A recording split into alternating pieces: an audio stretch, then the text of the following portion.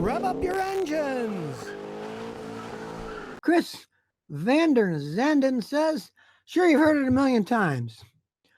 Not counting sentimental value, what point should I fix a car or sell it? Thanks. Okay, you have to decide first, what kind of a car do you have? Is it a really good car? Or is it a medium car? Is it a junky type car?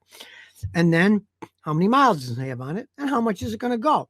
For example, I had a guy the other day, he had a Chevy Impala. It had 100,000 miles. I told him to get rid of it because I said it's going to fall apart in the near future.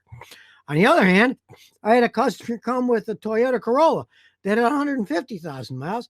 And I said, heck, keep fixing it. I've seen him with 350,000 miles on it.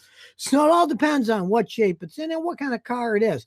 And you got to find an honest mechanic like me that's going to tell you the truth.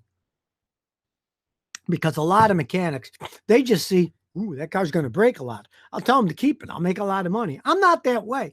I tell people the truth. I say, hey, that car's going to be more trouble. Go get a good used car instead.